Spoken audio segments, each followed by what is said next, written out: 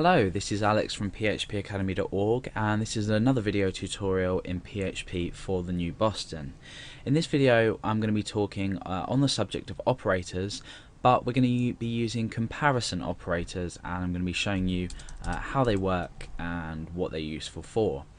Now let's go back to our previous examples of having variables. I'm going to say 10 and number 2, I'm going to make that equal to 9. Now comparison operators are basically when we compare one or more values. We can compare any amount of values we want. In this example we're going to be comparing sort of a maximum of 3 values just to demonstrate, but without going too far over time. Now for this example we're going to be using if statements. So if you haven't already learned about if statements, go to the video about if statements and have a look at that so you can get a general idea. But as far as this is concerned, I'm going to set up an if statement with my block just under here as well. So I've got the block of data that's going to be executed here if this equals true. Now remember, this inside here evaluates to either true or false. Therefore if I was to say if true, I'm going to echo out inside, so this is inside our block. I'm going to refresh and that says inside. However, if I was to change this to false and I refresh, it's not going to echo anything out because this has evaluated automatically to false. I've used the false keyword. Now it's the same as if I was to do 1 equals 1. Now you probably noticed I've just put 2 equal signs in there. Now remember, when we assign values we use a single equal sign. However, when we use double equal sign, we compare. So we're comparing the number 1 to the number 1. Now the number 1 is equal to the number 1. This means is equal to, so we're asking the question, is 1 equal to 1? And this statement will evaluate to true. So we are going to echo out the text inside.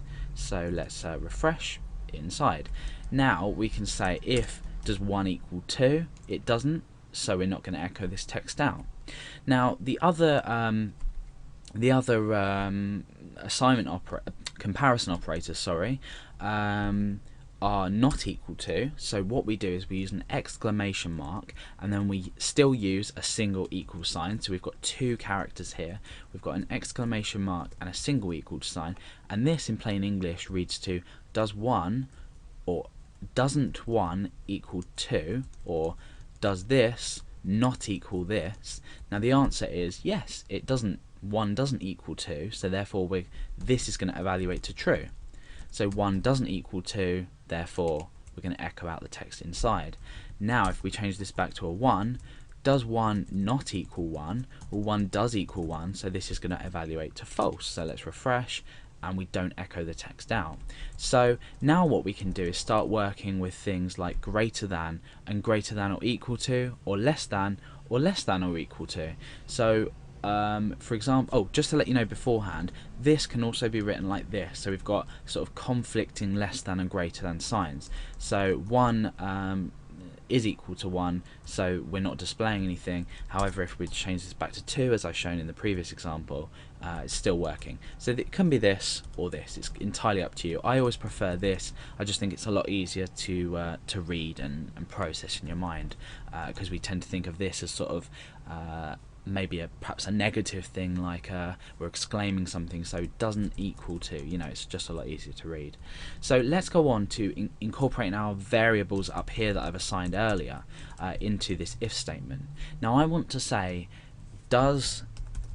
is number 1 greater than number 2?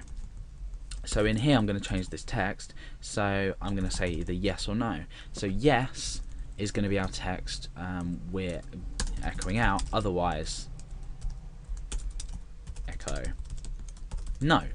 So we're using an if-else statement now. So if number 1 is greater than number 2, we say yes, otherwise we say no. So obviously in this case number 1 is equal to 10 and number 2 is equal to 9, so number 1 is bigger than number 2, so, or greater than in real terms. So we're echoing out the text yes.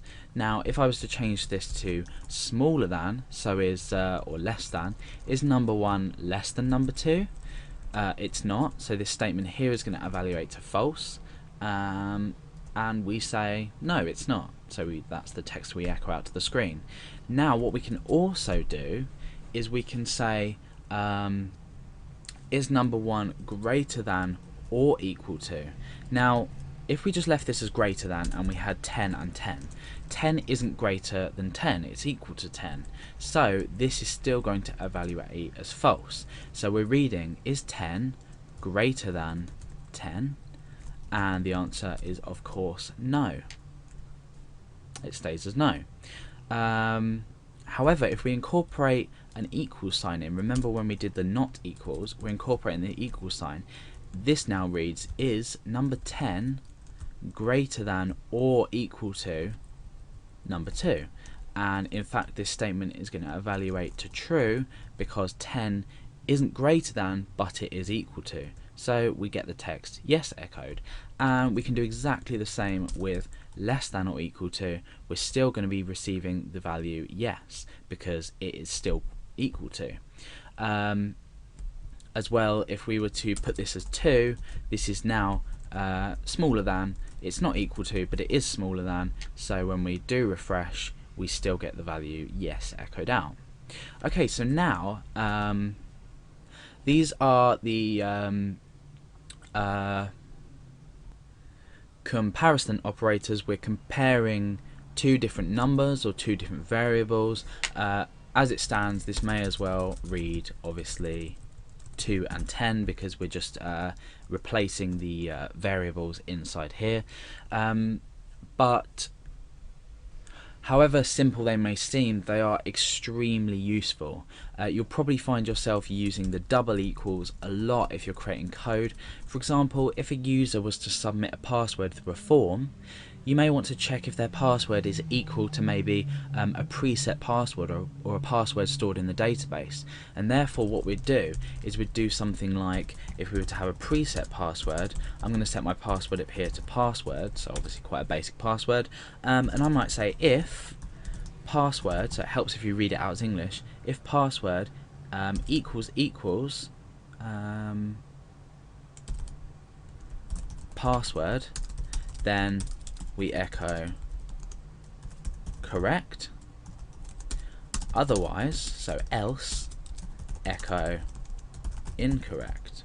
So the way we read this is in English would be password, the variable password equals password. This is the password that needs to be matched.